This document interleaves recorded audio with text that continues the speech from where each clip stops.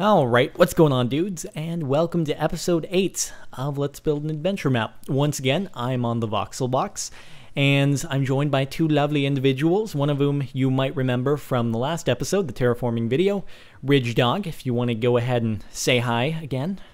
Hi, fans! And Demon, who's actually another one of the major planners slash builders for the adventure map. And feel free to introduce yourself. Hey, hey. Short and to the point, I guess. Anyway, we're going to be talking about a rock, paper, scissors game machine. I joined the other night, and Ridge Dog was like, hey, Jordan, there's something really cool I want to show you. I'm like, okay. Oh my god, it's rock, paper, scissors. This is amazing. I'm like, how is this possible? So I guess we should start off by playing some multiplayer. So if you two want to go up against each other, feel free. So basically we have rock, paper, scissors on each side for player 1 and player 2, and as soon as both people do their inputs, then it'll... There we go. And the pistons extending out of the wall show who won, in which case this would be Ridge Dog. Okay, 2 out of 3? Best 2 out of 3, everyone? Oh, already. Just dominating. Okay, yeah. I guess I'll go ahead and do single player, which is the far more impressive of the two different modes. So you flip this switch, right? And it transfers into single player. All right, so I'm going to go up against the computer, which sounds crazy in Minecraft. Okay, so paper. All right, let's see. So watching the light right there, yeah. When it goes off, it means it's thinking, right? Mm-hmm. Oh, a draw. Okay, well we can't end it on that. Okay, let's see what you got. Okay. Okay, so when the light goes back on, we're ready to go. Yet again. Rock. Oh, you ain't got nothing on me, computer. You ain't got nothing on me. Come on. It's the suspense. No! Paper again. God darn it. Okay, 2 out of 3. 2 out of 3. Here we go. It's going to be paper again. Just watch it. No way. Okay, then I'm going to choose scissors. Yeah. If it's paper again, you'll win. Okay. Okay. Let's see. The suspense. However unlikely it is. Oh, Cat's game again. You're killing me. Okay. You won 1 out of them. See what you got. One more. If he kills me on this one, it's done. I can't even deal with this humiliation. Paper again. Oh, come on. I just went from paper, rock, scissors back to paper. No, that would be 4. It's a good formula. It's an AI. It doesn't. But I mean, actually, wouldn't it be more strategic just to choose the same one over and over again? Well, with the being true random. Yes. Oh, nice. Oh, I just destroyed him. Yep. Okay, so for those wondering, it actually is truly random, which is pretty amazing. So, that said, now that we've actually showed it in action, you guys want to take it away with explaining how you engineered this wonderful marvel of redstone? Well, these parts are actually pretty simple. What you're looking at here is your basic, a bunch of redstone torches behind a bunch of pistons. So this is actually none too complicated. You've got rock, paper, and scissors, each with their different materials out front. And Demon insisted on this bit, and which is quite simply a wind detection display, which outlines who won after their win. So it pops out for a moment and then resets itself. So basically, first screen over there, demonstration of pistons extending the different shapes, rock, paper, scissors, and this just extending the border, which declares who won. Yeah, I'll just push it forward a couple of these real quick and you'll kind of see what they do. It's none too complicated right there. Nope. But we Simple wanted to pistons. Yeah, we weren't focusing so much on that as we were the brains of it. Oh no, go into your magic voodoo redstone. Well, we'll start with the AI over here.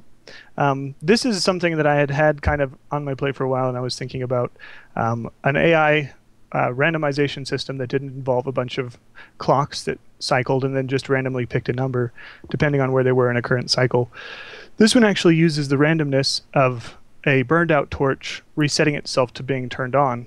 And to burn out a torch is actually fairly difficult to reliably do unless you use this one tick repeater system, which burns out a torch after 8 cycles reliably, and then you just have to, so here we'll turn it on, 8 cycles, and then we just wait. All the torches turn off. Mm-hmm. And then... Oh, look at that. 2 went on at the same time. This is something we had to deal with if there was ever a problem with 2 going on nearly at the same time, which is the rest of the AI, the memory. And I'll slip right into that, actually. Back behind it, back here, and more simply torn off and brought over here. So right here is the random system, and now back here is the memory, right? Uh-huh. And that's the entire AI, in fact. The entire thing is right in front of you that chooses the 3 numbers. When the torch is off, when you're waiting for the AI to come up with a decision, is when the burned out torches are here.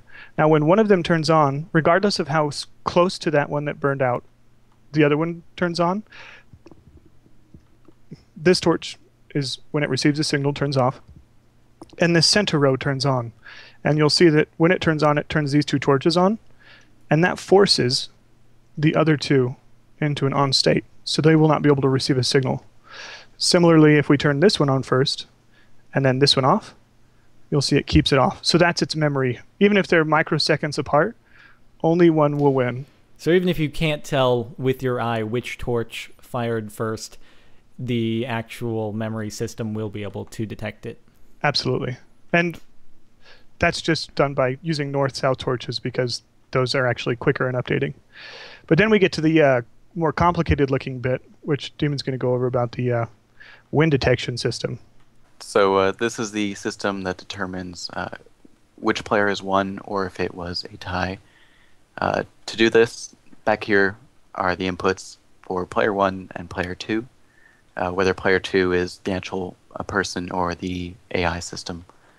And then for tie, which is the easiest, which is done right where I am, it's just an AND gate between the player 1 scissors entry, say, and the player 2 scissors, and then the player 1 paper and player 2 paper.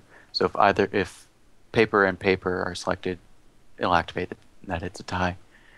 And then that's not wired up to anything either. So it's just a completely blank wire. Yeah, you could set it up with some note blocks that go wah wah or whatever you want to do. If one player or the other wins, it's a little bit more complicated. This is a 6-bit decoder. It's my very, very compact diagonal one, which is a little bit complex to go into. But over here, it just uses torches and repeaters in a special way. A repeater is an on bit, and a torch is an off bit. So this, for instance, is player 1 putting in paper and player 2 putting in scissors. So player 2 has 1. So this torch at the top for that part would go on. And actually this line, which I just broke, which would go to player 2's little border and pop it out. As well as the reset system are run off all of these. Whenever a tie or a win happens, the reset happens after a small delay. Let's go to the reset system. Okay. Yeah. That's actually back here in the stripped apart machine. We've got all the obsidian taken off. You'll notice the bits right here on top. Those are for the winners of 1 and 2. And they have wires that go to those borders on each side, which pop them out. And wired up to each of these is this wire right here, if you follow it. It goes underneath, through, and hits a reset switch, which resets all of the RS NORs, which basically run this machine. That's probably the most complicated part. Not complicated. Most used part of the machine is AND gates and OR gates, really. But what we're most excited for is the ability to actually use a burnout torch to simulate an AI reliably with being able to reset that. All right, so to recap, I guess we'll go over the whole single player system because that sort of encompasses everything. So you hit a button as a human being and that feeds the signal down into the random on-off torch generator with the burnout torches that randomly turns on a certain torch, and that will send out a certain pulse as the computer into the memory system, which then stores it, sends it into Demon's decoder, which then decides who won and who lost, as well as displaying each person and or computer's choices on the display. And then from the decoder, it actually goes through a reset switch as well and resets the machine back to the way it was initially, and you can keep going over and over. I get everything there, guys? Yeah, that's basically it. Hit me again, Demon. I want to win. I want to beat you again on video. Oh, it's always the paper. All right, guys. Everyone starts So with paper. because these two gentlemen are much nicer than I am, they actually want to give you a schematic for this creation now, as opposed to waiting to distribute it with the adventure map. So I'll give a link to that in the description, and if you want to download it and put it in your world, you're more than welcome to do so. And additionally, on an unrelated note, I thought I'd let you guys know that Friday, that would be tomorrow. You guys know what the date is on Friday? The 5th? Yes. Friday, August 5th, which will be tomorrow, I will be live streaming as part of something called Indie Weekend on CubeTubers.com, and surprise, surprise, we'll actually be playing Minecraft, probably here on the Voxel Blocks, and who knows, you may get some sneak peeks at some of the stuff on the adventure map. Maybe we'll play through a couple rooms. So if that sounds of interest to you, link to the website in the description, and again, that is tomorrow, Friday, August 5th, from 5 p.m. to 8 p.m. Pacific time, and you'll have to convert that to your own time. So anyway, thanks for watching, guys. Thank you very much, Ridge and Demon, for building this awesome stuff. For sure. And We've got a bunch of other schematics of some silly things we've put up on our wiki as well when you follow the link. So feel free to take all of that stuff and fool with it and break it on your own. And of course, they have a channel too, so I'll link that in the description, and they'll probably upload more tutorials as time goes by. So Yeah. all that stuff for your enjoyment. And on that note, we'll see you next time.